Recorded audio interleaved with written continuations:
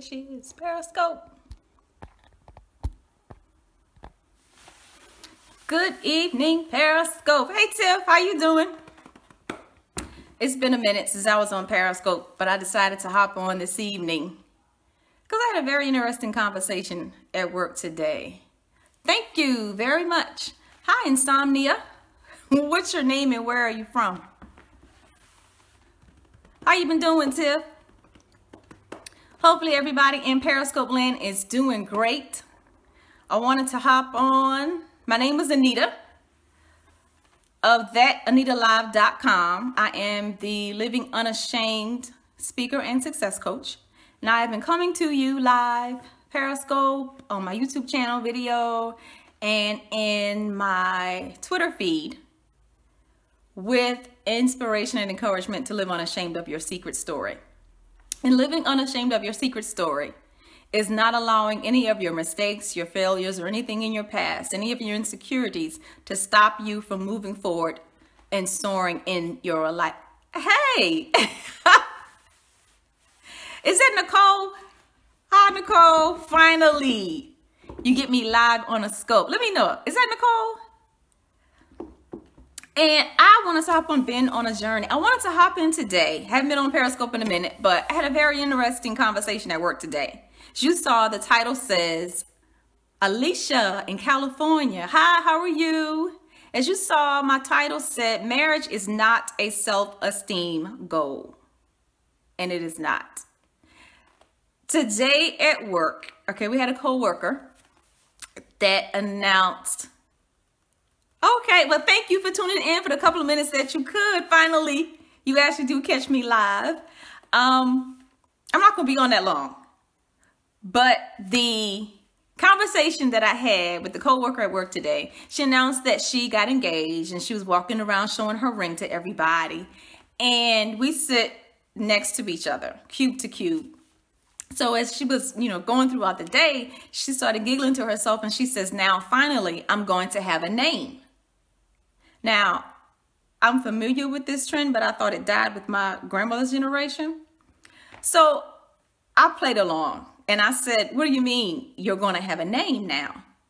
And she says, well, when you get married, you get a name. And I said, well, what have I been calling you all this time if you don't already have one? And she said, well, you understand what I mean. And I said, no, explain it to me. Break that down for me. What do you mean that marriage gives you a name? And she says, well, now, she actually said, now I'm going to be somebody. Why is it that you don't feel as if you're somebody now? Well, Anita, you're not married, so you don't understand. I said, well, with a bachelor's in math and a couple of master's degrees, if you slide it my way, I'm sure I'll be able to pick it up.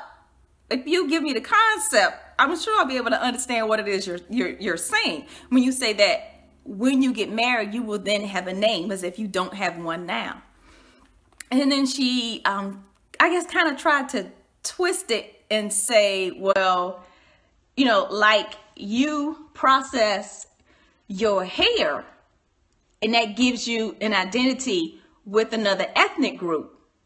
And I said, no, I don't see that as being, I don't see the similarity and I don't see the same thing. Because I don't see you as receiving your self-esteem from my grandfather's farm. Like, for instance, your lipstick from the pigs and your hair from the horse. So if we talk, are we talking about self-image or are we talking about self-esteem? And she just kind of got quiet. I said, well, what about your fiance? What does he do for you? And she said, he pays me to get my hair done and he pays me to get my nails done. Okay, that's basic self-care. And those are things that you should be doing for yourself anyway. I didn't say that to her because we were in the work environment. I let it slide. But sisters, please understand. If a man pays for you to get your hair done or he pays for you to get your nails done, that is not a sentiment of I love you. Those are basic self-care that you should be taking care of yourself.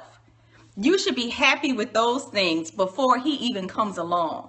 That has nothing to do with the relationship that you have with a loved one. That, like I said, is just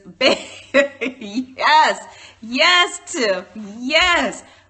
Basic self-care that you should be doing yourself. The next thing is, and this is the point that I really wanted to get on Periscope to make tonight. Please repair all of your broken and your jagged and your cracked pieces before you launch into something new, like a marriage or a business or trying to help others. Please take care of yourself. And when I say you're broken and you're jagged and your cracked pieces, I'm talking about your emotions and things that people can say to you, your insecurities, things that people can pick on like a guitar or a fiddle and get a reaction out of you. Deal with that. Even if you have to put up a sign that says closed for repair, and you take time off to yourself, weekend, weeks, months, whatever it is that you need to take care of yourself. You will never be truly, exactly, amen. You will never be truly internally satisfied, content, or happy with yourself, which means that you can never be happy, satisfied, or content with anybody else until those broken, cracked, and jagged pieces inside of you are healed. You have decided and you have taken it upon yourself to deal with those issues, how they make you feel. You process the emotions. You determine what your value is. You make a big deal out of your own successes and you don't wait for somebody else to do it. That's one way. And beginning to know your value.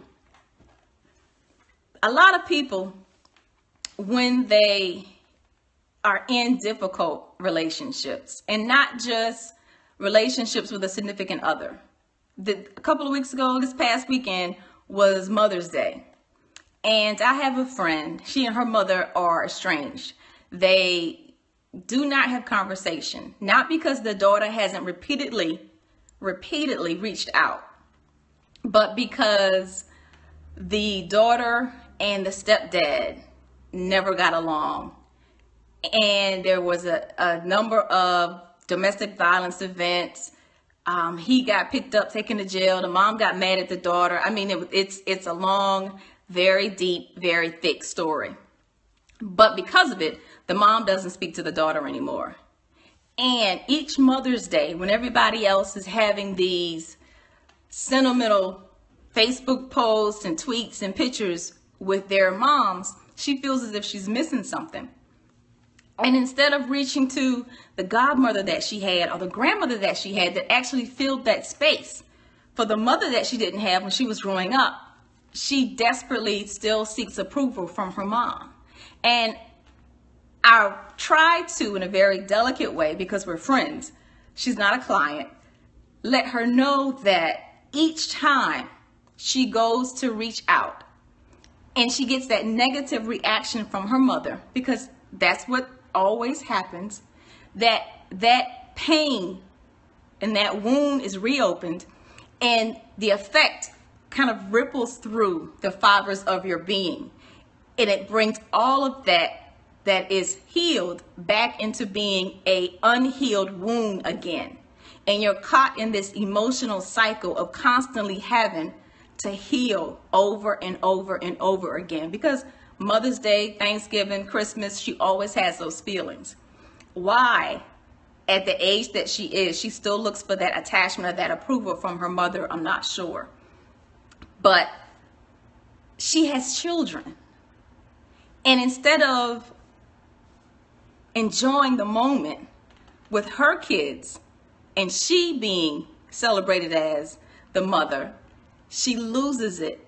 She loses it every holiday, because she misses that opportunity to just relish and enjoy the moment of what she has and let go of the past. Let go of what is eating at her, because all it is going to do in the end is kill her.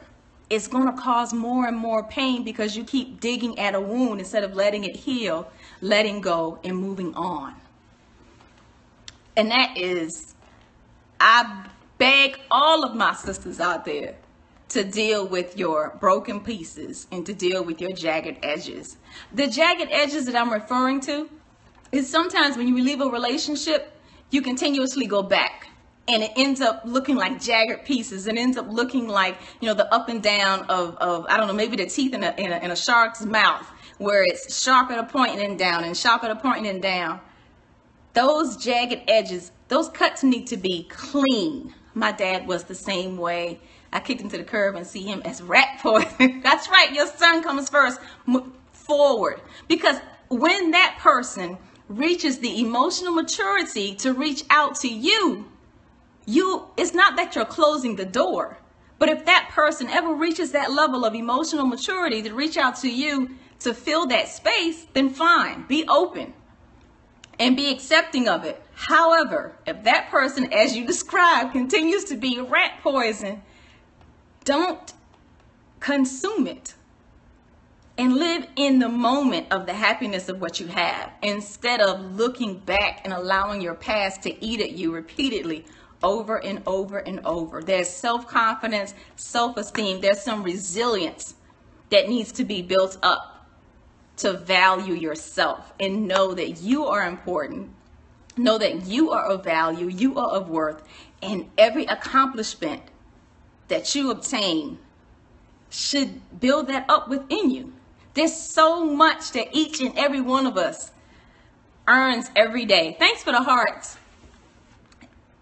That there's nobody that should feel so low as to put the importance of their existence in the hands of another human being.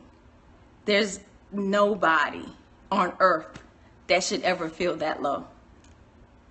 That's really all I wanted to hop on the Periscope to say after having that crazy conversation at work today. I didn't get it. I wish them well. I hope that